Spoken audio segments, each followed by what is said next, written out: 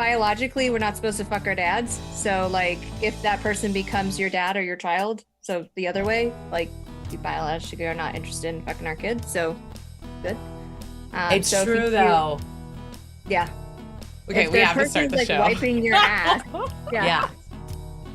Makes sense on why. I will tell you that. The funniest thing when I do couples therapy sometimes, and let's say one partner complains, and I'm like, well, like last time I checked, you don't want to fuck your child. And they just look at me and I'm like, that gets people moving. Yeah. Always. Yeah. I can see Because they're that. like, oh shit. And I'm like, yep, just said it. Yep. Guess what, guys? We're not doctors. No, we are not. If you're going to be making any major medical decisions, please consult your doctor. That includes diets, exercise, medications, and surgery. We love you guys. And we want you to continue to be in our OSLP family forever. So be careful and consult your doctors. Guys, we all need our vitamins after surgery, regardless of what you think. Yes. It's a must. Yes. So why not choose the easiest and the best tasting in the community? Seriously, it's ProCare, guys. ProCare Duh. is so delicious. I use their chewable for over a year. That's how I know. Yes. And I love their capsules. Yes. Love them. They're Yes. once a day. I take them at night. Easy peasy. And my labs are fantastic. Yeah, our labs are great. And I've actually switched to the capsules and I take those at night now. So if you guys need your iron, they have them with iron and they have them iron free. They even have calcium chews. Yes. The calcium chews. Perfect. They have mocktail ones, chocolate. They have also some caramel and a cinnamon roll. They're freaking delicious. So go over to procarenow.com and use our code OSLP to save some money. Guys, how do you get better prepared for your weight loss journey? Duh, by getting all the guesswork out of your portion control. And Uba does that for you. They make portion control products like plates, bowls, portion containers, and even flatware. And they're porcelain, which means that they are oven, dishwasher, and microwave safe. No plastic. Yeah, so go get your Uba containers now. My goodness. So you can either go to our link in our bio or you can just go over to their website. It is ubahome.co and that is ubahome.co and use OSLP for a discount. All know how difficult post-op life can be. Yeah, it's pretty freaking hard, guys. Yes. And so a way to make it a little bit easier is by joining the T.R.I.B.E membership program. It has been created by a registered dietitian. She's actually the sleeve dietitian on Instagram. Her name is Jamie. And she's created this whole membership program just to support us. Yeah, like we've had her on the podcast. We love her to freaking death. And then two, like she has full experts in their field that help you. And they've had bariatric surgery, almost every one of them. Yes. And the sleeve dietitian is freaking smart because she has almost a support group every single day, guys. Yes. You're going to get an email. It's going to tell you which ones are for today. And you can just sign up and hang out with people that are just like you. Mm-hmm. And I've even used the journal prompts. I'm into journaling and that was way helpful to just go somewhere that can help you and just get your mind going. Yes. So if you need this kind of support, which a lot of us do, go to her website and use our code OSLP at checkout to get your discount. Yay. Welcome back, OSLP family. Yeah. Welcome. You are listening to our Sleeve Life podcast, and this is Kelly. This is Mel. And you guys our know mics work. Our mics work. It's so loud now. Yeah. So I was kind of a little dirtster and did not turn up my computer speakers. So there's that. We want to talk about the award show. Yeah, we do. And if you don't know what the award show is, it is called the Just Be You Bariatric Award Show. That's right. And this is our second annual show. Yes, it is. It's for you guys. Yes. It's so for if you everybody. don't know about it, go check it out. It's at jbyawards.com. Yes. And this year it's at the Howard Theater in Washington, D.C. Yes. We're so excited. And we're super excited because this year's theme is community. Yes. And all of the places that we've chosen to host events at, including the Room Block Hotel, is all based around community and everybody being accepted and everybody celebrating our differences and being you. Being you. Yeah, like legit. One of the people at the Eaton literally said, like, we just want everybody here to just be them. And we're like, oh my God, our show is called Just Be You. So yes. This is insane. So we're so excited to host it again this year, but we are going to the East Coast. Woo-hoo. And we love the East Coast. And so we found an amazing theater called the Howard Theater. Yes. And this year you get more stuff. You get more stuff with your ticket. So there are different levels to the tickets. Yes. There is just your plain general admission floor seats. There are booths on the bottom level. Yes. There are booths in the top level. Yeah, in the balcony level. Yeah, and it also has its own bar up there. And with the top booths, you actually get table service. Yes. So you just scan the little QR code, order your drink, and the little waitress brings it over to you. Yeah. And so like legit, you don't have to leave and you can just get liquored up and have fun. Yeah. Yeah. So but those booths, because they are assigned seating, you will have to purchase them in groups of 4 or 6. Correct. So get your friends together, make a plan, and get those booths because those are going to be highly sought after.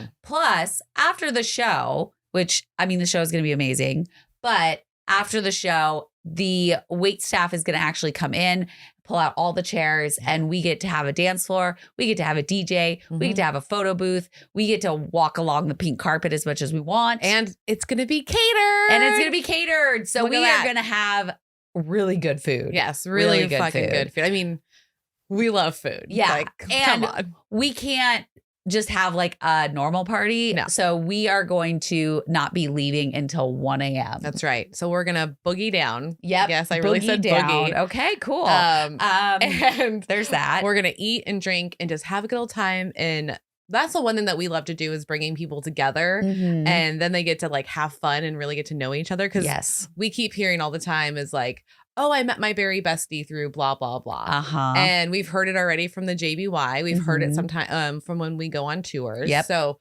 it's pretty cool. Yeah, I'm so excited for it. And if you cannot attend the event live, we are going to have a live stream option. Yes. That is going to run through our YouTube and our website. So make sure that you are going over and checking out the JBY website and also our YouTube. Click the little bell. Hit the subscription button. Something we forgot to add is our patrons. Yes. Yes. And the reason why like we need to bring them up is because this whole week that we're there's going to be like stuff that goes on Thursday, Friday, Saturday, obviously is the show. Sunday, we treat our Benchies to a Benchy brunch on the rooftop of the Eaton Hotel. And you can only go if you are a Benchy. Yes. And if you don't know what that is, that's actually part of our Patreon tier. So it's patreon.com/OSLP. You pick $7 or higher for that tier. And then you get to hang out with us every day in the Facebook group that we have called the Benchies. And we have over 200 people, almost 300 now. And they range from like literally 20 years old up to 60. We have guys, we have women. So it's very diverse in there. And everyone just is so respectful. And you can put like what the hell's going on with you that day and they will help you. Yeah, they will help you. It could be There's good, so bad, many the people. ugly. It doesn't matter. Yeah. So they're all there for each other. We just want to support each other and give ourselves the support that is needed during this. And this journey. is us giving back to you guys. So like you're going to get this free brunch and also you get a discount on your tickets. You do. So that comes with that. So don't forget about that. And you get bonus stuff also with being a Benchy. I mean, last year we paid for one of our Benchies to come to the show. We did. Because we did a raffle within our people. So you could get even a free trip. Yep. We did pay for her hotel, her flight, and her ticket. Yep. So just keep that in mind. Just all saying. Right. Just saying. So now to our guest that we have, and you guys asked for a second one of this. Like everybody wanted a second part to this episode. Yep. Because Miss Ashylyn is a phenomenal therapist. Yes. And she has so many little nuggets of information. I know. And so we are going to go into transfer addiction. Yeah. And what it means, what it does, all the different things that it could be.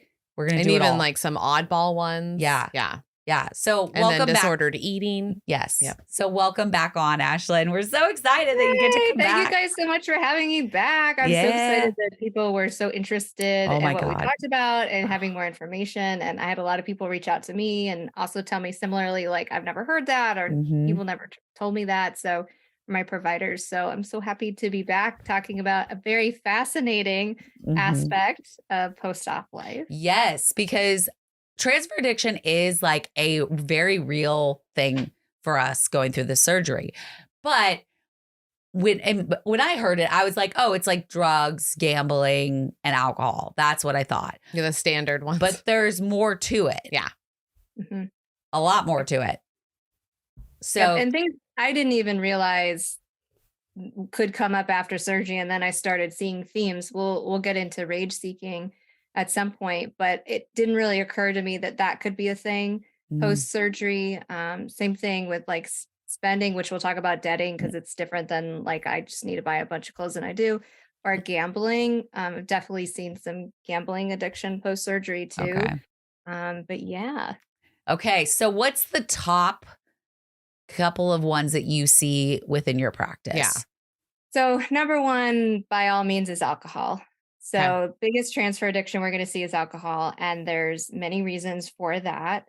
And that's probably the most heavily researched that we have the most data points on. Mhm. And I would say kind of the second one would be attention seeking or problematic behavior. Okay. Problematic behavior kind of Just keep going. encompasses a lot, but that could be just about anything from anonymous sex, Wow. attention seeking, where you're doing things that get you in trouble, but you keep doing them. Okay.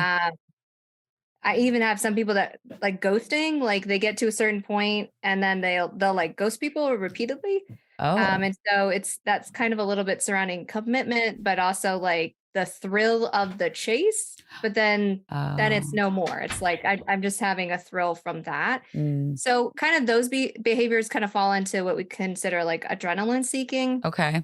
Adrenaline seeking can be more like that level or racing cars, shoplifting, stealing, doing things that are potentially illegal or dangerous to get a rush. Wow. And so I see a bit of that too. Okay. It just tends to look a little different than the general population. The general population, I see more street racing or those kind of behaviors, where a bariatric population, it tends to be more like the goal is attention. Okay. So, and why is that? Well, that's a loaded question. Okay. So I think part of that is my clients that are seeking out, so general population clients that are seeking out therapy for racing their cars, they have already hit the pinnacle of needing more and more adrenaline. And so they are not getting adrenaline from attention.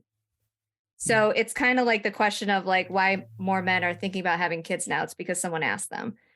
We didn't ask them like 30 years ago. That's why there's more people. So it's one of those things, not that they have less problems with attention seeking behaviors. It's just that doesn't create any adrenaline in them. So they're not, it's not problematic. Yeah. Wow. So, but I think it's a mix of like newfound attention, potentially feeling less invisible, feeling that people are paying attention to them, and actually that creating some rage. Some of the behavior that I see is actually more like, where were all these people before? And now I'm going to make you feel bad. And oftentimes it's subconscious. So it's not this like, I'm going to go out and get them. They're more coming in saying, I keep getting in this pattern of behavior, but I don't know how I'm getting here. And I don't really like it, but I still find myself here. So to me, that's a hallmark. So you keep getting in trouble. You keep finding yourself in dangerous situations. You keep finding yourself, and that could be alcohol, it could be anything, but you're not really sure why, which is part of why you keep doing it. And that to me is like a hallmark that like something problematic is going on. For most of us, if we have a really bad drinking experience, we kind of learn from that. We kind of use it as a learning experience, and then we stop that kind of problematic experience. But if you keep doing it and you keep finding yourself there and you can't really figure out why you're not stopping or not learning from it, that's usually a flag that something is going on. Yeah. Okay. All right. Yeah. So how do you figure out if this is an issue for you? Yeah. So that's kind of the big question I get, because obviously drinking alcohol in and of itself is not a problem. Mm-hmm. We could argue racing your car is or shoplifting is, but Yeah. but particularly with alcohol, even some drug usage, like, how do we know when it's going from like okay to too much? Yeah. And generally, in order for us to like clinically diagnose it, or for me to feel that it's a serious problem, it has to negatively impact your life in multiple areas. Okay. So it has to negatively impact your ability to work, your ability to be in relationships, your ability to function day to day, and it has to have a repeat problem and you're not changing it. Okay. So technically we're like abuse, misuse, abuse, like we have a clinical way of like figuring out when it's just like problematic versus diagnosable. And what I always tell people is it doesn't really matter if it's diagnosable or not. We're going to treat it no matter what. So do not worry. Occasionally I'll have a client be like, I don't think I'm meeting criteria, so I don't want to come in. And I'm like, but we're having this conversation, so come on down. Yeah. Yeah. It's Get your obviously butt here causing- now. Right. It's obviously causing some concern. So like, let's deal with it. But I would say, especially if you just can't figure out the loop, like you're finding yourself in those positions and you're like, I'm still drawn to this despite it being dangerous or unproductive or hurtful to me. Mm-hmm. I don't like how it's making me feel. I do not like how what this is creating in me. And I would like to make a change. Because some people also think that like the treatment therefore is to not drink or not race your car or not use drugs or whatever. That may actually not be the treatment. The treatment may be like, let's do some controlled drinking, see how it goes. Let's try to get to the bottom of this. And then if we can't, then we probably need to look at like sobriety.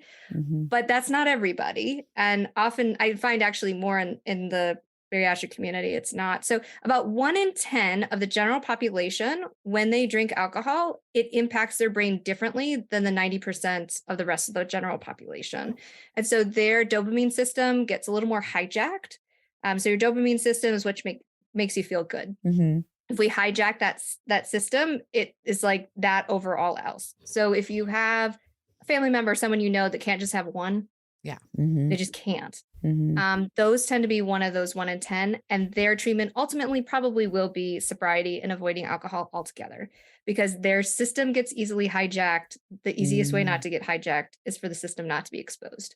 Okay. For other people, actually a big part of the population, the treatment is figuring out the why. Okay. And what are you going to do instead? Where did it come from? And I think that's oftentimes people's big question is like, where did this come from? Why does it keep happening? Like, is it just and bariatrics gets really fun because there's a physiological part, like we talked about last time, that your body absorbs alcohol faster. Your baseline, you'll feel sober faster, but you won't be. So you tend to increase use. But the flip side of that is that the reason that we utilize alcohol may be changing too. So you're more likely to potentially socialize or go out. You're less isolated. So alcohol may be around you more. You might not have utilized alcohol a lot previously. So you're not quite sure what your tolerance is, or you're now with a group of people that socialize a lot. So you're meeting norms. So if I am in a situation where everybody's drinking, I'm more likely to drink more. So when we look, like we make little studies, we like normalize the people around us. Yeah. But also like historical factors. So the ASMBS's stance for alcohol is if you previous to surgery have a problem with alcohol, you need to get it treated, which makes sense. Yes. But I remind people that your use of alcohol isn't always the problem, it's the why. So family history is a risk factor, not solely for genetics, but if you had a parent who used drugs, alcohol, or other problematic behavior, which could include sex, you're more likely to then be in an environment where you're abused or neglected. And so that in and of itself, we need to figure out. And one of the problems, if you grew up in an environment where you're abused or neglected, you learn not to listen to your gut. You learn not to listen to your body and disconnect from feelings of things that are not safe, things that don't feel good. And so now, and this actually ties in really well with eating, Yeah. is that I run into this. Like, I have a really hard time dropping into my body to be like, I'm full or I'm not full. Like, I'm really good at disconnecting from feeling of fullness. And so that's really tricky when you have bariatric surgery, where now all of a sudden you're feeling like fullness, like uncomfortable. And now again, you're trying to avoid uncomfortable feeling. Like, we all do that. We're short wired for that. Yeah. And so that kind of all encompasses where maybe I was dealing with it, but now I'm in a situation where I have a lot more access. And so now it feels good to be social. It feels good to let go of control. It feels good to be able to just let loose and have fun. These were the things that I missed out on in my life because I was heavy or I wasn't included. And now I'm going to live it up. The problem is the responsibility level that I had at 18 is very different than at 37. Yeah. So 1000%. if I start to ignore responsibility, if I start to ignore all those things, much more catastrophizing than when I was 18. Yeah.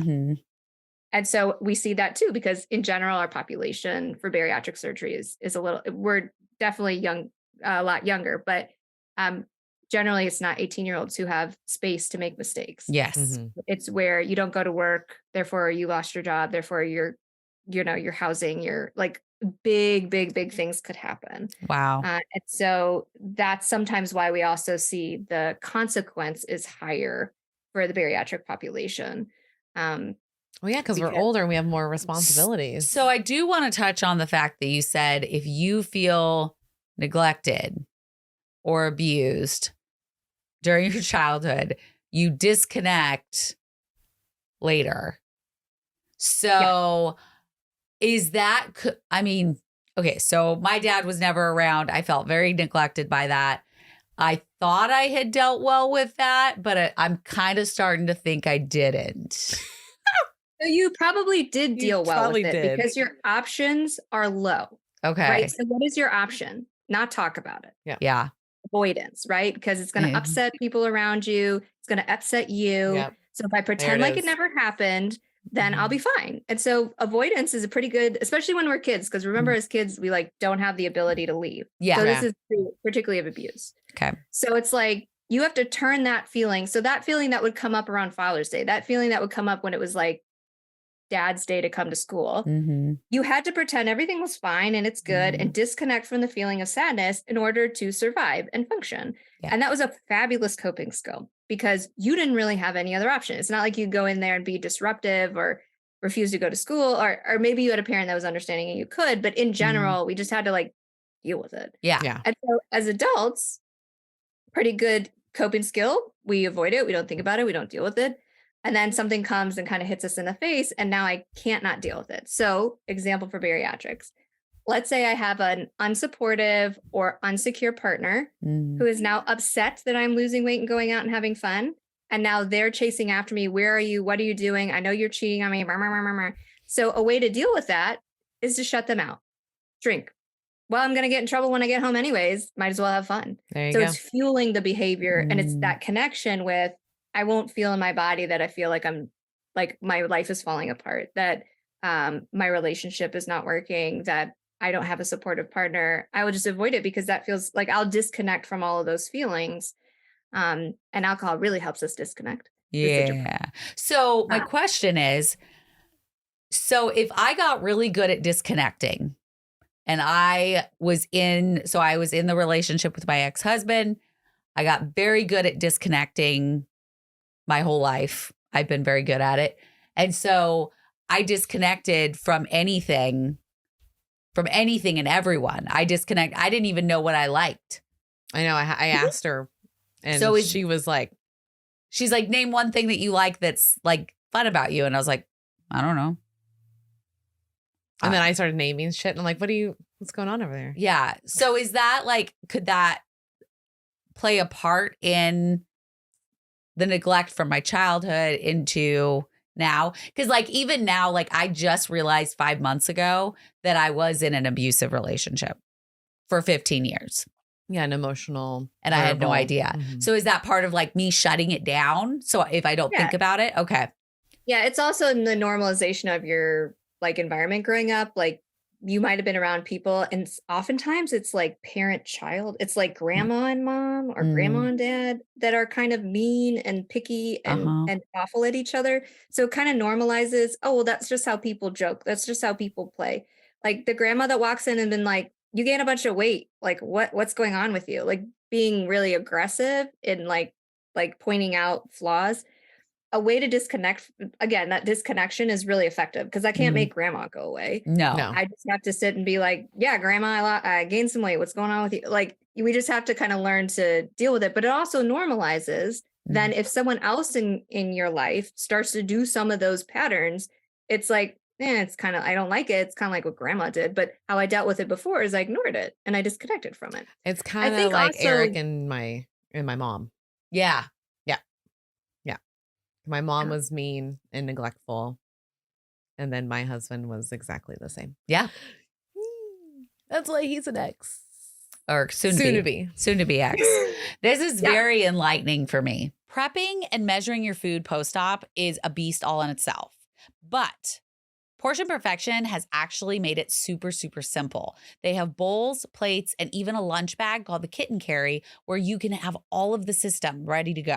Yeah, we love carrying that thing around with us. It's so much easier to pack your lunch, your snacks, especially when you're on a road trip. That thing is a lifesaver. Yes. So if you want to get these things to help your journey, just go over to portionperfection.com and use our code 15OSLPOD.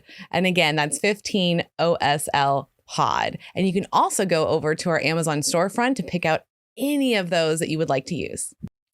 We found a company that was founded by a bariatric surgeon for his patients. He is just trying to make their lives easier. And so they have created a whole array of snacks and dinners and just all the foods you could possibly want that have protein in them and are delicious.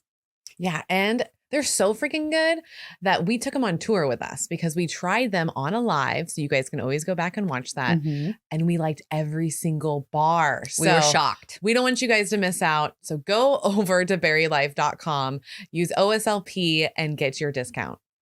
While we were in Florida, we got to visit one of our favorite bariatric surgeons, Dr. Donald Fridley at Surgical Associates, a bayonet point. And when we say that they are patient focused, they are patient freaking focused. They tailor make all their plans to the unique needs of each patient. It's an in-body scanner. We both got to use it. We both got to use it, and you get to do it pre-op and post-op. So that way you can see all the differences and all the changes that happen. And he's also one of the surgeons that does his surgery with robotics. And we got to play with that We too. did. So we were so cool. We were so excited, and we want you to have such a special care that they give. So go over to SABPweightloss.com right now. Or give their office a call at 727-819-9107. That's right. So, and tell them that the OSLP girls sent you, and they're going to take great care of you. Yeah. Yeah. So your avoidance and I have been neglected. Cool. Yeah. Yeah. I already knew that though. It's nothing new. Yeah. I mean, we've been working on this for a while. Well, because when she was talking about how like, oh, well, people will just say things and you just kind of like, boom, like let it go. Just keep moving with the conversation. Like that's a talent I have. Like I can move a conversation. So the rude or awkwardness can just be shifted out of my face. And I just disconnect. She disconnects. Sometimes we get into people pleasing patterns as a means of safety. Yeah. So if I manage everyone's emotions around me and I can anticipate how everyone's going to feel, that's the safest thing for me to do. So I can't say that I like chocolate cake because my mom might show up for my birthday with a vanilla cake and then she might be mad, disappointed, or upset with me. So I'm just going to have no preferences at all so that when it shows up, I could just be like, yay, because I'm managing their emotions. So here's the funny thing about that. I'm really good at that. I'm saying that's you just wrote my book on that. Makes me a fabulous therapist. Yeah. Makes me a fabulous driver. Makes me a fabulous, no one's going to assault me in a grocery store because I'm like, yeah, I'm on it. You're alert. I don't know what's going on. Yeah. So again, it's safety behaviors. And for the most part, they keep us really safe. So we don't necessarily want to turn them off. We just want to occasionally be able to drop in our own bodies and be like, this feels good or doesn't. This is a preference or it's not. I really like vanilla cake and it makes me sad when my mom didn't know that and she showed up with chocolate. That never happened, by the way, but I don't know. I just brought it up twice. It could be a thing. no, I always had ice cream cake. Oh, there you go. That, there you go. yeah, I have a summer birthday, so ice cream cake. Yeah, because I would do it so that way I couldn't feel disappointed. Mm-hmm. Yep. That's how. And a lot of my stuff is avoidance of people around me feeling disappointed in me. So working harder. So workaholic, man, we haven't talked about that. Like diving so deep into your work. This is probably me a little bit. This is me. That you don't have to function with the rest of your life because you're just so busy. Yep. Like, oh, yeah. I can't be disappointed that my friend didn't invite me to the thing because I'm working and I couldn't have gone anyways. So like I can avoid disappointment in social situations. I can avoid disappointment, feeling like unincluded or not part of a group because I'm automatically part of a group at work. Not so much, in private practice, but it's one of those things that sometimes I'll have people where like their career will blow up, which is like fabulous. And they're like, Ashlyn, I should be so excited. But like, I haven't socialized in a really long time. So when I do, I'm going to Vegas and I'm, hookers and blow and having way too much. all in. Wow. Right. It's not like a little, it's a lot. Yeah. Okay. So, and again, it's one of those things that it's like, well, now I can afford it. I always wanted to have, a boys weekend in Vegas. And then I made one, except I realized I had no boys to go to have a boys weekend in Vegas because nobody's around anymore. Because you avoided them for so long. Yeah. And they now have relationships and families where they're probably not going to be able to go to Vegas and have hookers and blow. So that makes sense. She's speaking some language here. Yes, for sure. I know Kelly's light bulb's on. Yeah. For me, it's more like I don't know how to celebrate. She's really bad at it. No idea. I was never celebrated. I mean, I have no idea how to do it. To take it one step further, so I don't feel like I was seen by my family at all. Mm-hmm. So by disconnecting or pretending like that didn't happen or overdoing it. Mm-hmm. So like if it was their birthday, I would go like 150% in, because if I go 150% in, they will see me. Right. And yours is like, well, nobody celebrates me anyways, so I'm not going to do it to myself, because if I don't have it done, like if I don't do it for myself, then it doesn't matter. Mm-hmm. Am I on the right track? No, okay. And the crazy, it's amazing how much stuff we all have in common. Right. But I'm in the middle of 5 kids. We didn't have birthdays. Like we got a cake, we did some family stuff, but we never had parties. We never had anything like that. And I was in an environment where people other than us were very affluent. And so they had like insane stuff. Yeah. And so it felt very polarizing. And I remember as an adult, I'm like, okay, now I'm an adult. I'm going to have my own. And then like people couldn't come, or like there's so much disappointment that I just didn't want to deal with it. Yeah. And so like there's a lot of pain around birthdays for me.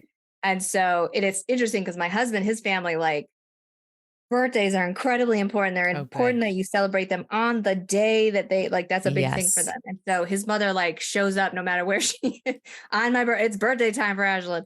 So it's just a very interesting, my mother-in-law and I are very cool. And it's interesting because like my mom and I are much better now too. And it's like, I went through a lot of therapy to kind of manage, like she was pretty overwhelmed by having 5 kids. Yeah. And like some of the stuff that happened that felt neglectful were not of her fault. They were because, the environment that we're in, and it's hard to kind of figure that out as a kid. It felt a lot more personalized. Yeah. So yeah. And I kind of had to work through some of that. I was also very used to being the helper and the invisible person. And I'll just like manage all this stuff and be back here. And so it was very odd when I had to start like being in front. And that made things very uncomfortable. And so another way you can kind of find your way into alcohol too is social anxiety. Alcohol tends to bring down social anxiety a little bit. So like when we're going into new situations, often it's like, like I'll take a shot because then I'm going to go do something, scary. What is that called? Liquid courage. Liquid courage. We do it every time we go on stage. I mean, that's what happened. Yeah, I was the first on stage and I was freaking the fuck out. She was. So we did a shot of tequila. We did a shot of tequila, and now we have to do it every show because it's tradition now. Right.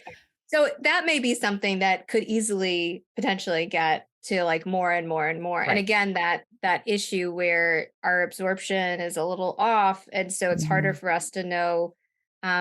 Also, especially for my big guys, prior to surgery, they were able to like put down some So they can alcohol. handle Yeah. some So shit. if- Yeah. yeah. So if people around them are used to them like putting down a 12 pack, and they bring them the 12 pack, not thinking about it, and then they kind of again similarly mindless eating, where you're just picking one up, chatting with everyone, hanging out. So sometimes like very similar to that mindless eating where I'm at the party and I accidentally eat all the cake because it's in front of me and I'm not thinking about it.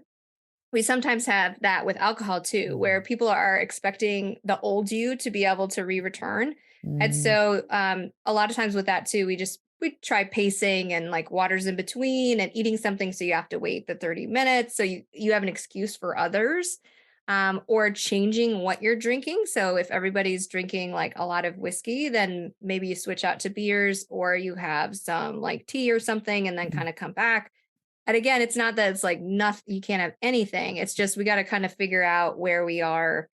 I do shots and then I have hot tea. That And is then a lovely literally combination. that's what I do. Yeah. Like it was funny because Dalton and Hot Rob got to experience it and they're like, what the fuck are you doing? And I was like, oh, I'll do shots and then I'll drink water, or I do a shot and I'll drink hot tea. Like I don't care. Yep. Like There's I always literally something in balance. between. I'm always balanced Yeah, because you don't really drink mixed drinks. I don't like drink them at all. Well, you drink some of them at my house. Only because you serve them to me. Yeah. Yeah. No, it's only straight liquor because when I first came out of surgery, I didn't drink till I was 18 months out. And then I was like, there's so much sugar and there's so much shit in this. I was like, oh, but how can I still be like the norm? Oh, shots. Yep. That's how I can do it. And so I would do like a shot. I'd just wrap everybody up. Let's go do a shot.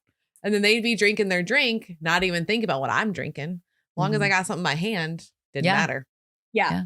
That's something that I do too. I just make sure I have something in my hand that looks like it might be alcohol. So no one's going to say anything. If you look like you have like a cran vodka or something in your hand, no one's going to be like, is there any vodka in that? Yeah. Yeah. Pretty much. So I want to go back to not feeling like you are drunk when you are. Yeah. Because I've had that please. happen. Me too. And so it increases risk for DUI. yeah. Yeah, So- like the brain doesn't feel drunk, but then your body is.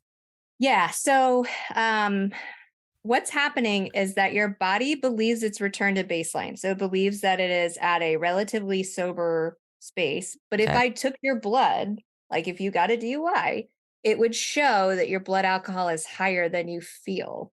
And so that is a phenomenon that happens post-surgery. So we do see an increased risk of DUI. I have worked with court-ordered DUI cases. There was a DUI attorney locally that knew that I had bariatric surgery, so he'd send them to me.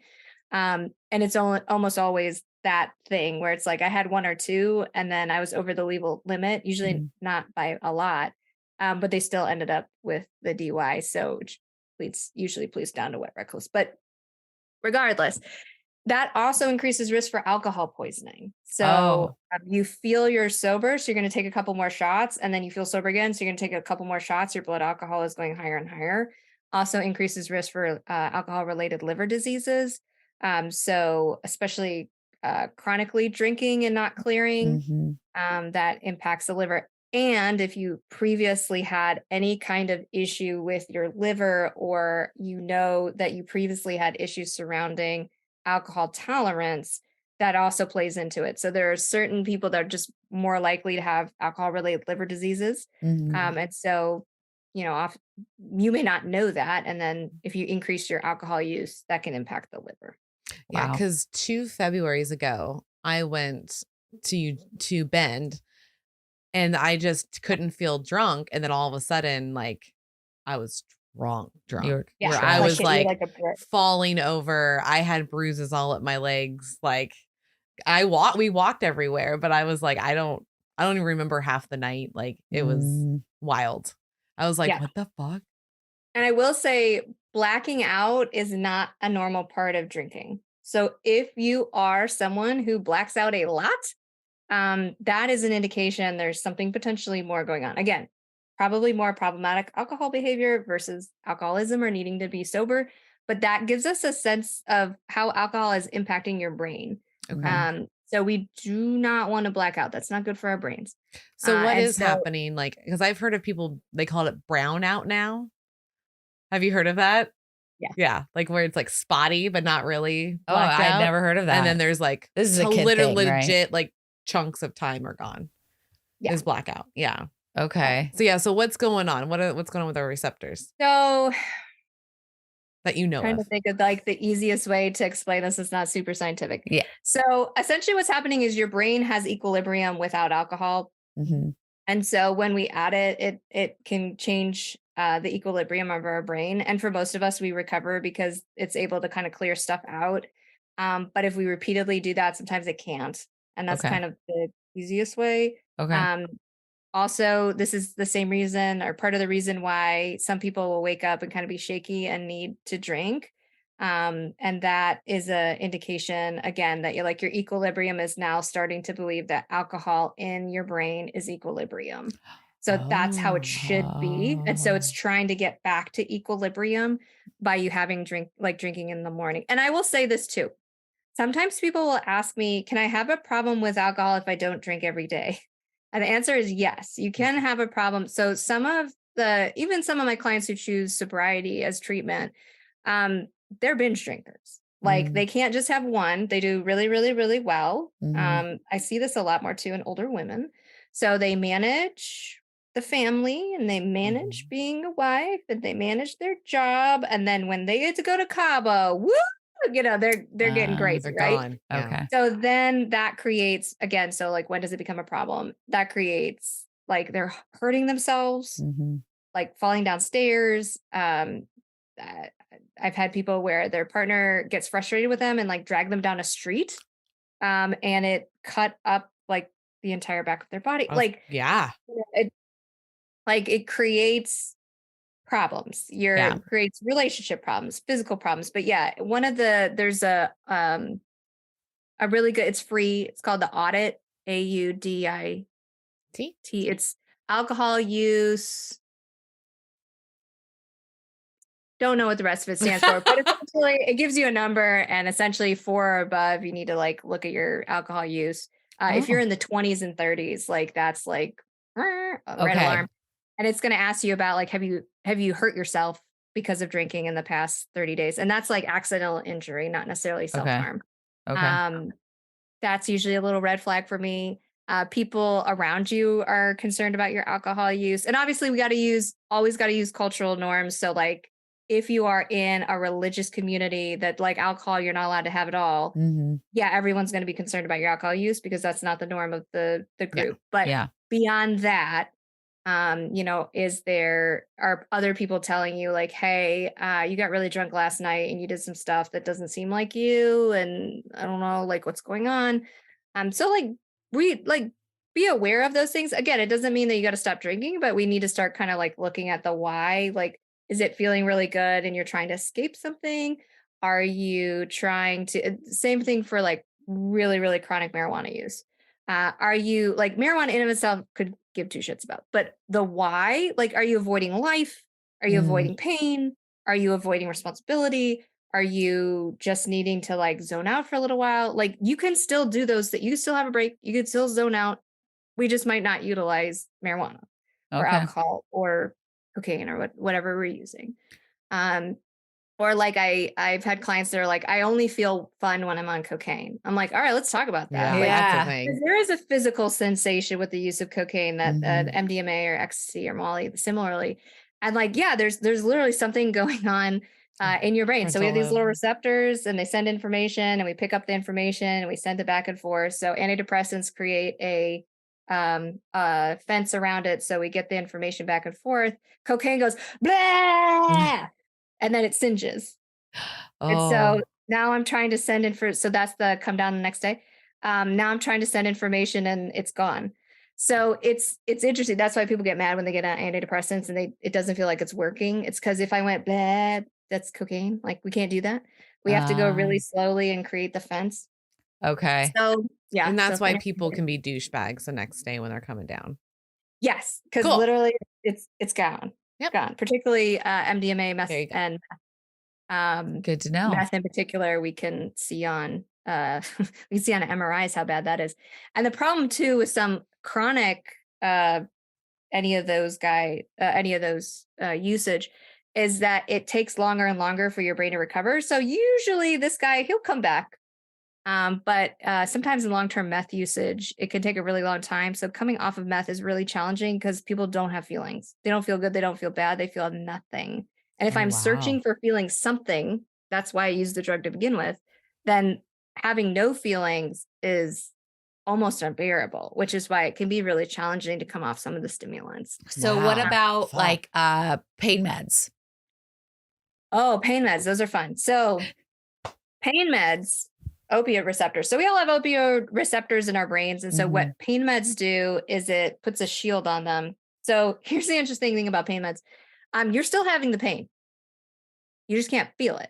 Right. So Okay. that's that Still kind of there. like, or I feel the pain, but I don't give a fuck. Like I have a lot of clients that are like, the pain meds do not change the fact that I feel pain. I just don't care about it. And I'm like, okay, that's interesting. Yeah. So with pain meds, it goes over the receptor so that it can't send the message. Well, that receptor is kind of complicated. So there are, I think 20% of the population, I may be wrong on that, maybe less, that makes them feel like amazing. Superman. I've had family members that told me that they took it and it felt really good. And I'm like, whoop, I'm out. Like, or like again, they doesn't love mean- them. yeah. Yeah. Or like all of a sudden they have confidence. They Mhm. feel amazing. It's Yep. because our brains are so complicated and all those little receptors, they're all intertwined. That's why some people can drink alcohol and they're fine and some people can't.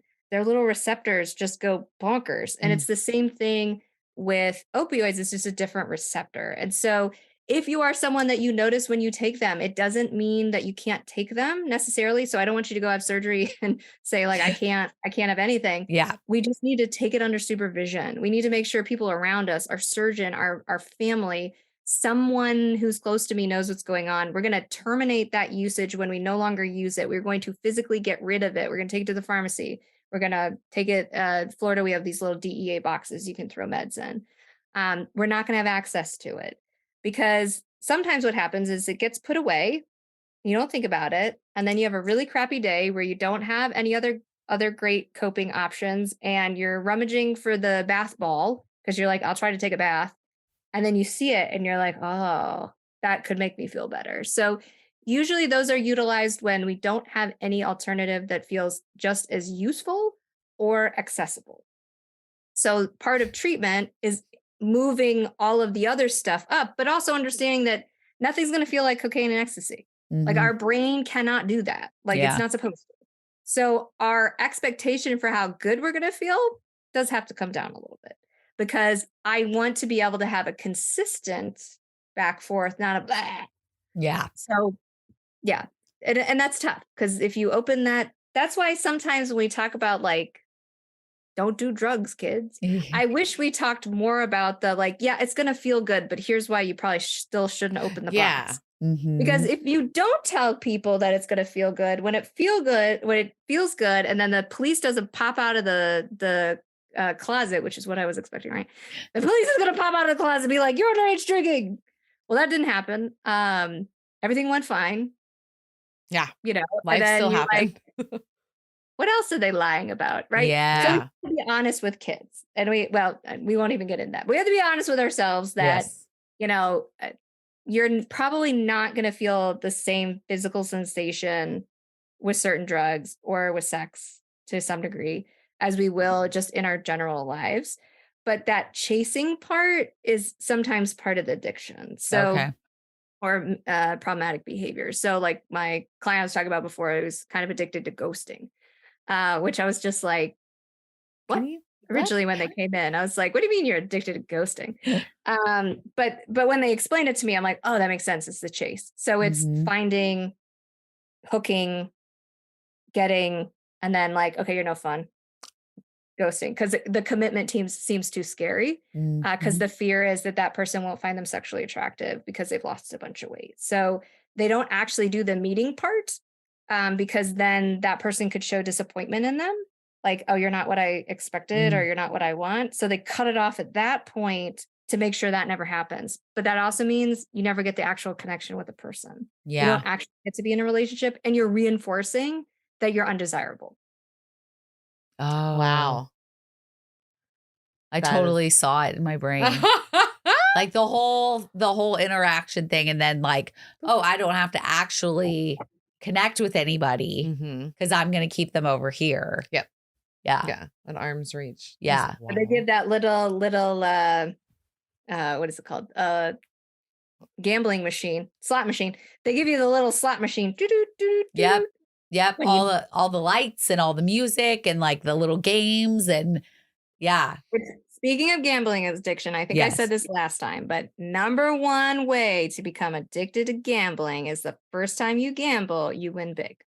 Oh, I'm sure. Oh, I never That win. feeling. I never win. So Yeah. I don't either. here's immediate, thank God. I remember the first time I gambled knowing that. I'm like, I cannot win big.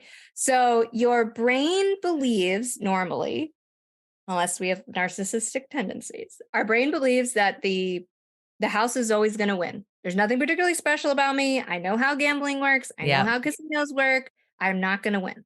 Mm-hmm. Problem is, if you win big, your brain says, ha ha, you were wrong.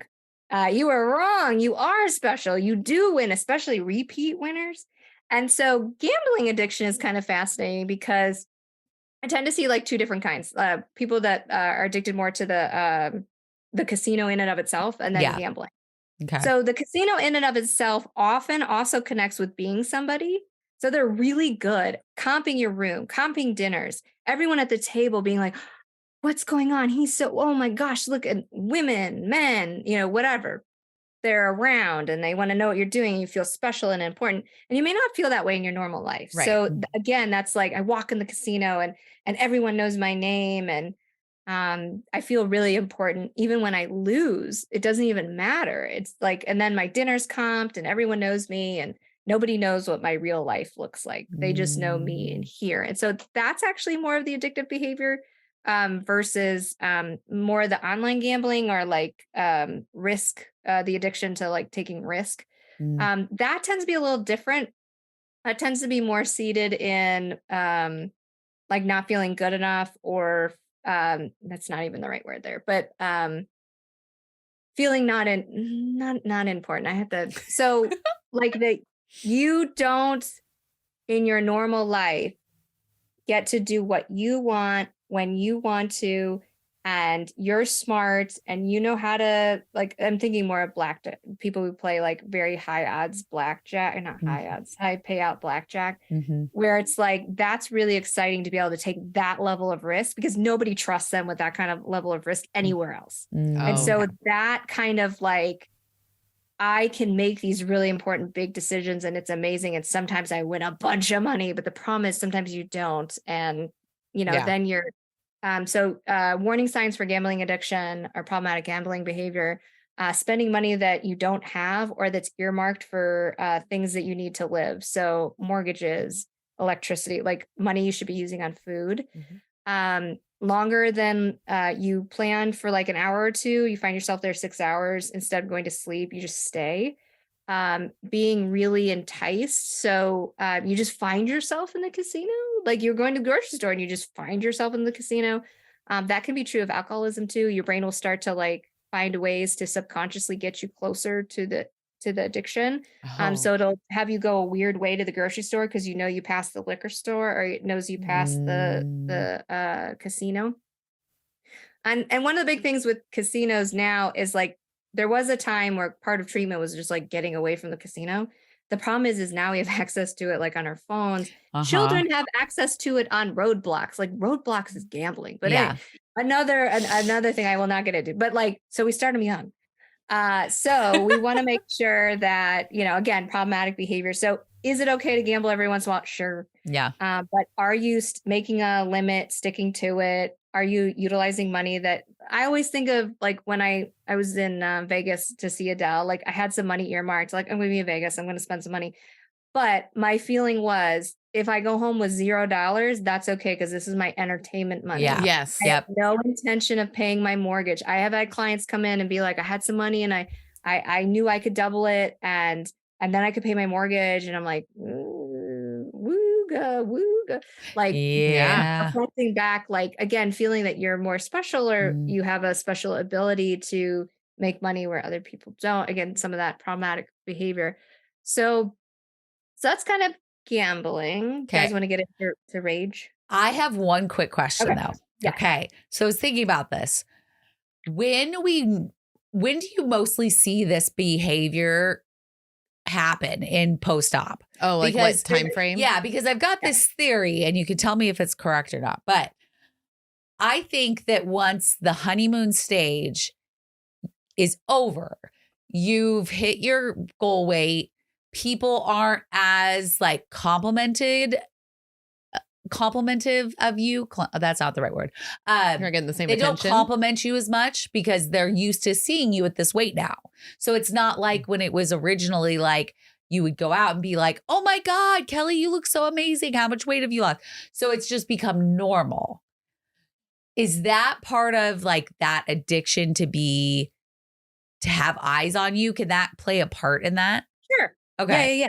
Especially if you start getting like lit extra up from that, like Right. that feels really good. Yeah. So what we see in research and kind of what I've seen in my practice as well is that we tend to see problematic behaviors. So gambling, drug addiction, spending, those kind of things, rage seeking, even in the first year or so. Okay. Alcohol, we tend to see a peak at year 4. So by year 4, it's either 24 or 28% of people will have had problematic alcohol use. Wow.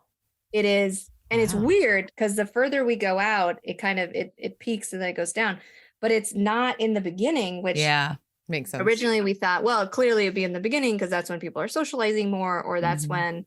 when people are looking for alternative coping or something Mhm. like, because they can't eat food, which we'll get into that controversy in a moment. Yeah. But that actually is not supported by research. So it's kind of fascinating. But yeah, usually in practice, when you stop losing the weight, I tend to see a little more of that behavioral addiction stuff go on. Yeah. The attention seeking. Or is that more like where it starts, kind of like where it kind of creates? Yeah, sorry. That's more where I'm seeing that. Yeah. Okay. Yeah. Okay. And then you said year 4 is kind of like Peaking. That's the peak for alcohol in research. So Okay. in research, year 4, which I do tend to see, especially if there's any kind of disappointment surrounding surgical outcome. Okay. So we tend to see an increase in alcohol use if there's a disappointment in surgical outcome. So you didn't lose the weight that you wanted to. You don't look the way you felt you were going to look. You don't feel the way that you thought you were going to feel. Weight regain, those kind of things. So we do tend to see a little more alcohol use in a population that's has unfavorable, that they perceive unfavorable. Okay. outcomes. That makes sense. And that makes sense actually why it's probably year 3 and 4, just because you've done the 1 year honeymoon. 2, you're trying to figure your shit out. 3, you're like, what the fuck's happening? Yeah. Yeah. And then it goes into some addiction stuff. And it kind of also follows a very similar line for expectation for weight regain. So we expect people to regain a certain amount of weight. Like that's expected. We don't expect you to stay at your lowest weight. So there is, if you superpose them, it's not perfect, but you definitely can see that there's some similarities when we're looking at research. Wow. Okay. Wow. Okay. Let's get into rage. Okay. Yes. Okay. So this I had never heard of. And to this day, I don't really see it in research, but it's come up. I don't know if I'm like a magnet for it, but okay. So this is what it is. So rage seeking is where you get into situations where you would be righteous in harming someone. So you either look like you're defending yourself, but you're putting yourself in the situation, or you're starting fights, but then you got to finish them. So what this has looked like, what I've seen is either they're going into bad neighborhoods and purposely like picking fights with people, and then they'd have to be like, well, I had to protect myself.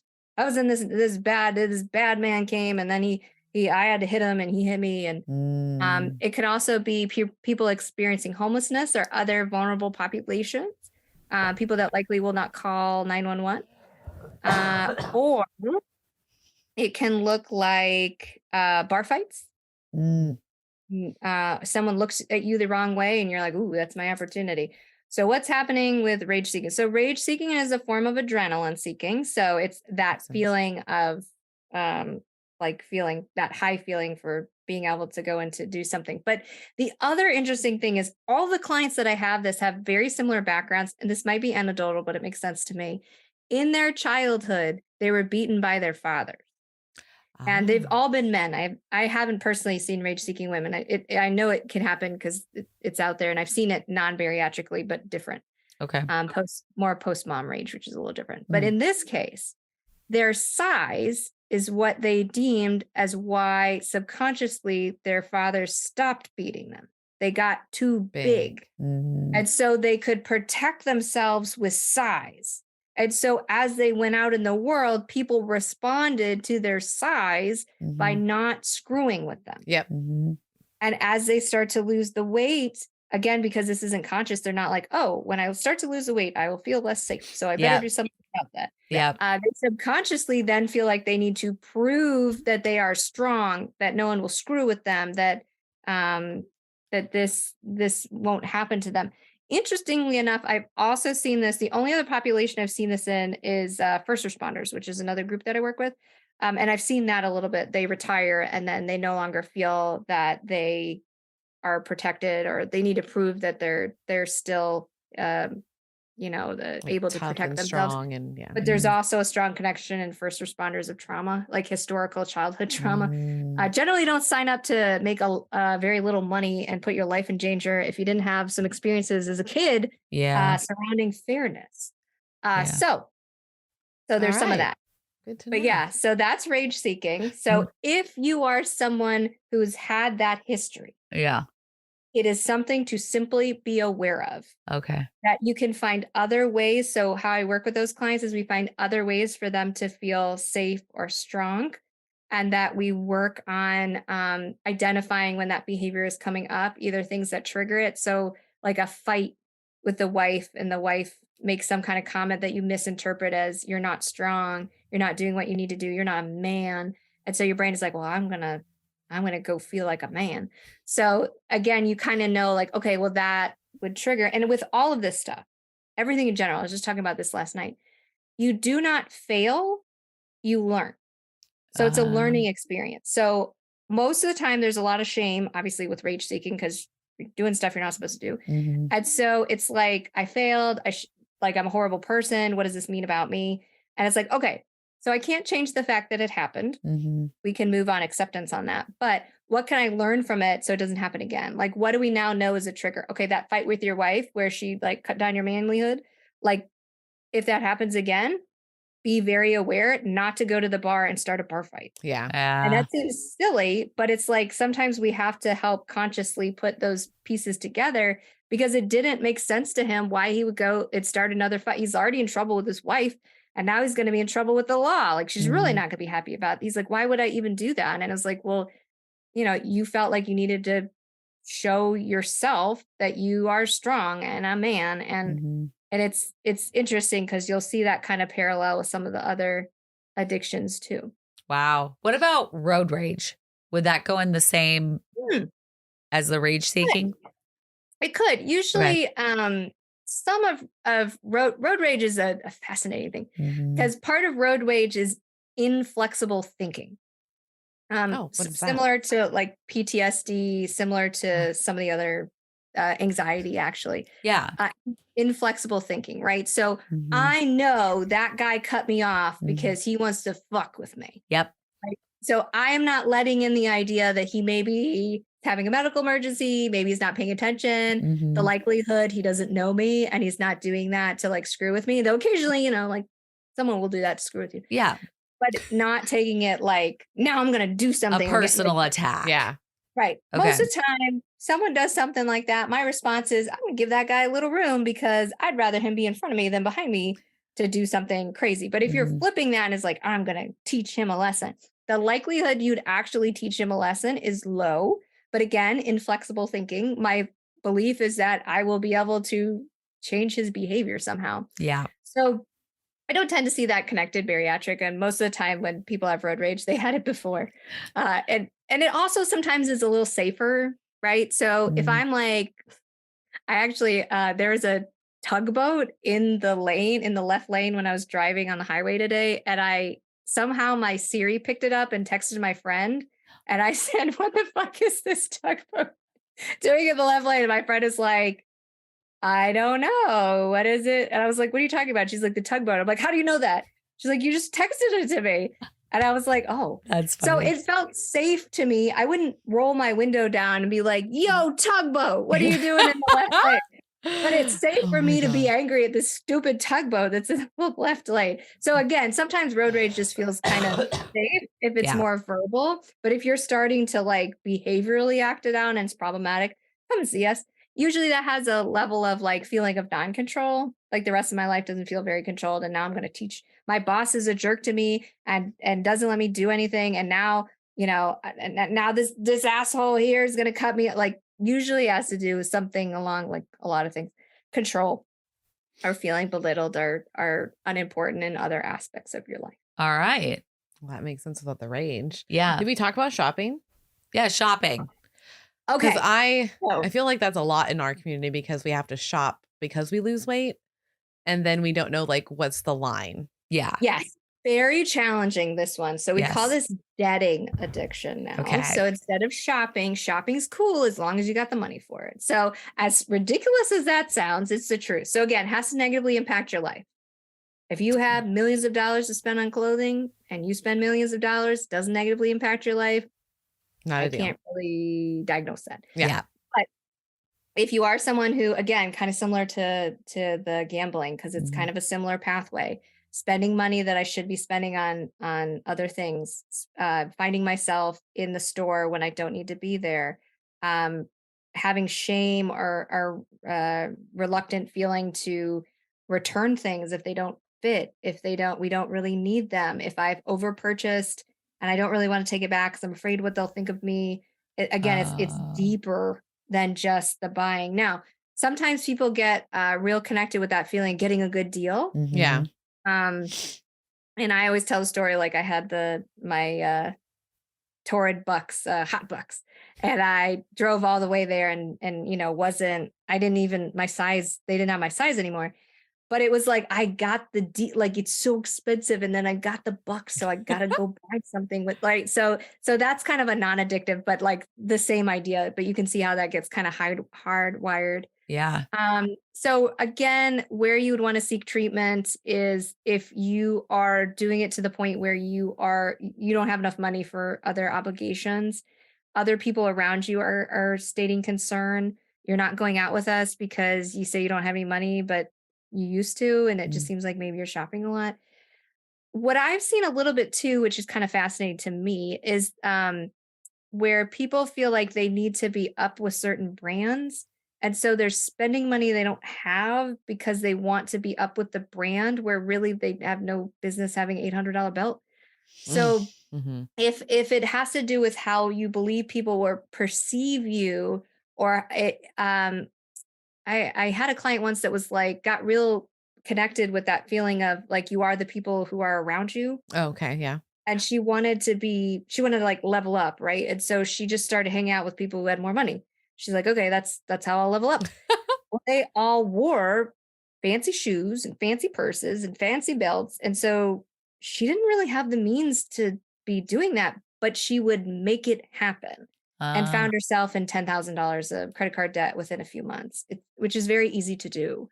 And with credit cards in particular, it's hard sometimes for us to like visualize how much we're spending because it's just, especially if you've gotten some cards where like now, because you've had them for a while, they have $20,000, $30,000 of space on them.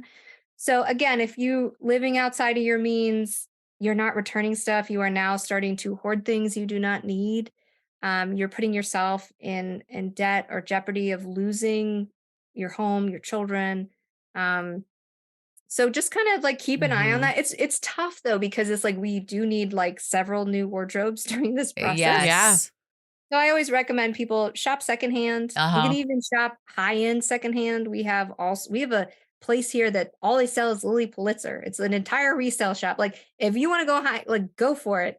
But don't necessarily spend a lot of money when we know you're gonna like not be able to wear it potentially in a few months. And so you're repeatedly doing the behavior. So there's a little more risk for the population because, again, exposure, risk has to do with exposure. So you're exposed to shopping more. For a lot of us, the process used to be painful and now it's kind of fun. And Mhm. so that sometimes brings in like, I can wear any of this, all of Yep. this. Like I could try it on, I could buy it all. Some of us also, myself included, got in this pattern of if it fits, I'll buy it because Mhm. the amount that fit was so little Oh, that it was yeah. like you don't really have a choice. And again, not clicking into your body for preference, right? Mhm. Yeah. So it when I grew up, if it fit, it was mine. Like it didn't really matter if it was in fashion or not because Mhm. the alternative was you got no pants. So it was hard for me to kind of click into like, what is my preference for pants? Like, what do I want? So how would I want to? I remember a friend of mine was like taking this class on using clothes as an expression as a therapist. And I was like, that's a weird thing to do. She's like, oh, it's so fun. I want to wear bright colors and like all this crazy stuff. And I was like, that would be cool, but I would never do, in my head, Yeah. I'm like, I will never do that. But it's like, no one ever asked me like, "What's your style?" It was, Yeah. Lane Bryant, 1999. We had lady business suits, That's in eighth right. grade. So a good power suit. I've had many. So it's one of those things that again, all those things kind of coming into one, being able to click into your body to say, um, does this look good on me? Do I want it? Versus it fits, I better get it because it's scarce. Like if there's just not going to be a lot of it. And the Yeah. problem is now there is no scarcity. Mm-mm. You could buy everything in the store if Mhm. you really wanted to. And that can feel, dangerous for some Well, people. and it feels good when you are in a size that you've never been able to buy Yes. before. Oh, yeah. Like I remember fitting into mediums and smalls, and I had never been able to do that. And so I wanted to buy all of the smalls. Right. Right. Because I wanted to continue to look at that and be like, I'm wearing a size small. I'm wearing a size small. Like it was like a little celebration, but I probably should have not done that. I will admit that. Yeah. No, Well, believe me, I've had things where I'm like, this fits and I like it, so I'll get it in every color because that was something that I Yep. would do before. Yep. Yep. Where now it's like, girl, if you buy one more during the pandemic, everyone those like $6 V-neck t-shirts from Target. Yep. Yes, I Yep. had them in every color. Yeah. I'm like, oh, every it's a new color. color, I need it. Yeah. Cause you There's just layer over the top of them. Yep, Exactly. Yep. my therapist cardigan. I'm a therapist guardian. I think we know someone that might actually have like a sex addiction. Mm, And I feel like that does come up after it does. surgery. Can It you does. kind of And I've touch on definitely that? seen that in the bariatric community, Okay. personally as well as professionally. And that it's really hard as a friend Mm-hmm. when you see those kind of behaviors because I don't want to squash the idea of liberation and getting into your own body and you making your own choices. It's hard to let our friends know when we're starting to see like potentially problematic behavior where it's not from a sign of judgment, it's from a sign of I'm afraid you're putting yourself in dangerous or unhealthy situations and you're going to get hurt either emotionally or physically, which actually is more what happened in the case that I was thinking of. But it's a hard kind of balance of like being able to express yourself in the way that you would like to. And so what I try to help people see is like, how did you feel afterwards? Did you feel shame? Did you feel uncomfortable? Did you feel unsafe? Did you feel like you wanted to disconnect or disassociate? Did you feel like how did you feel? And sometimes the what comes up is shame and it's not actually problematic. It's just more like historical. Either we've been told like that. So we'll kind of process that. But if it kind of keeps reiterating like unsafe, that's something that we want to explore Okay. because sometimes unsafe stuff is really exciting, but Mm-hmm. it's still unsafe at the end of the day. Or if it gets more complicated, like one partner, there's a case where I can think of like one partner. So both of the partners had bariatric surgery, and one really wanted to get into everything and anything, and the other one felt obligated because they wanted to keep the marriage alive and well. And they thought, well, this is just, we're just spicing it up. And then it really got into some bad predatory where Ooh. that person, the bariatric community was then kind of preying on younger and Mm. not like children, but like the younger, more impressionable bariatric people. So Wow. yeah, very complicated. So again, that person knew that there are going to be a lot of people in our community that are going to feel amazing that they are being made this offer, that they are being told they're so beautiful and so amazing, that they should be involved in their sexual escapades. And so I get that, but that felt predatory. Yeah. And problematic. Also by the means in which they were going about it, which I'll not disclose because then people will kind of figure out who I'm talking about. But okay, it's an interesting conundrum in the community. So how do we actually deal with it? Or how do you know if it's a problem? Yeah. So how do you feel afterwards? You know, do you remember stuff? Are you doing things that are really dangerous, potentially illegal? And that has some flexibility. So in some states like OnlyFans, that kind of thing, it is illegal. But I'm talking more about, you know, like potentially getting yourself in some big legal trouble. Because sometimes that can be connected with, I don't know, I had someone who like got connected with drug trafficking as part of all the other stuff they were doing. Wow. Because it just seems like, why not? Yeah. Like that's just the next, when you like up the ante and up the ante, up and up. Now we're going to go on vacation and smuggle drugs in the United States. Yeah. Like, let's, you know, so again, it's like outside of that situation, you would probably be like, that sounds pretty risky. I don't think I want to take that risk. Yeah. But because you kind of upped and upped and up, and again, social normative around us, that's what people are doing. They're going on vacation, smuggling drugs. So I think that again, like sometimes we got to like back out of that and be like, is that a best next move for me? Yeah. Sometimes what happens is you just get too deep into it. And so then like sometimes shame comes up and then it's like, well, I've already done this. So like it is who I am. And it's like, okay, well, is that true? Like maybe the community knows that, but like, I don't think that really means about anything about you as a person. So again, instead of failure, a learning experience. Yeah. You know, when I allow other people to control my preferences to that degree, my preferences are no longer my own preferences. And so I don't want to be in a relationship with someone who's willing to take advantage of me and my community. And so I need to leave that relationship. And so, you know, we work kind of on that. Okay. Sometimes people get addicted to the anonymous part. So anonymous sex, that's an interesting thing post-surgery. So again, that's the chase, getting what the reward. So kind of the rabbit and the stick kind of thing. And so again, that could be risky behavior from an STD or pregnancy standpoint. So again, it's like, what kind of situations are you putting yourself in? If it's really not problematic, then it's really not problematic. I mean, it is kind of an interesting thing. I've had clients who like, they really haven't put themselves in situations and then they stop and they get in relationships and they're cool with it. And I'm like, okay.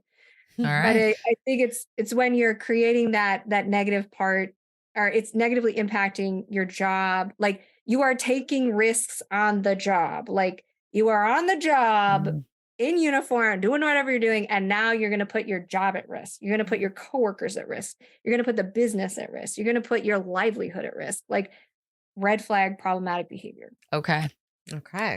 And the one last thing, and this is probably really random, but it's like I've heard even just like as adults, and this is more of a woman thing, is a shoplifting thing. Let's talk about shoplifting. Okay, so two categories of shoplifting. Okay. Sneaky shoplifting, not sneaky shoplifting.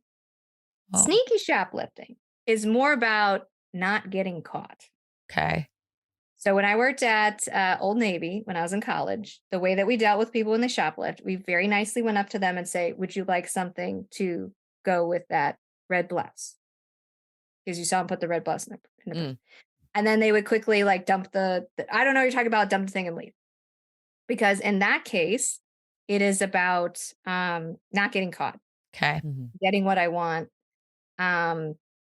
It warps into other things, but usually in the beginning, it has something to do with, I want this, I can't have it, I'm going to get it, and then I don't get caught. So again, like the caps don't pop out of the closet. Okay. And so then it becomes normative that they don't get caught because they're special, and they're going to keep doing it, and usually eventually they get caught.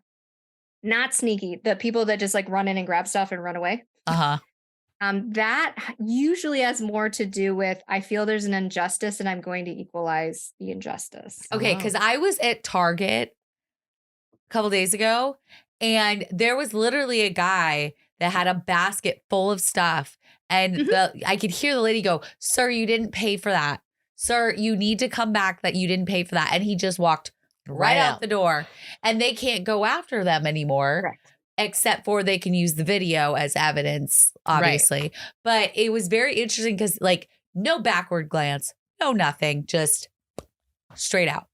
And I was just like, wow. That's wild. Yeah. Yeah. So that's a little different because they are going, like, they know they are caught and it doesn't impact them. So sneaky shoplifting, if you said that, they would say, "Oh, it's a mistake. I didn't mean to have the shoes in the bottom." I was in Kohl's one time and someone put shoes in the bottom of like the Kohl's cart and then put their stuff, and loss prevention was watching them. They saw them do it. Yeah. And so they put the stuff they paid for on top. And then she could say like, "Oh, like that was a mistake. I didn't realize that was in there." And, you know, like they dealt with it. Versus if I just walk out, I don't give a shit. Yeah. I'm stealing this and I'm letting everyone in here know that I'm stealing it. Yeah. And I feel I deserve it. Yeah, exactly. That's how it felt. Like I deserve this and I don't really care if I have to pay for it. I've never seen someone do that. I've seen people do it. Yeah. Like Ulta. Well, we watched those people steal shoes. The what? Remember outside of, we came out of Ulta. Yeah, we came out of Ulta. And there's a shoe store next to it. And all of a sudden we see these people with shoes like stacked. And they're just running. And they like dumped half the shoes out. And like, yeah, it was wild. It was wild. I was in a TJ Maxx. I think it was a TJ Maxx one time. And someone came and got like, you know how they have the purses that are on like the little trees? Oh, yeah. Went in.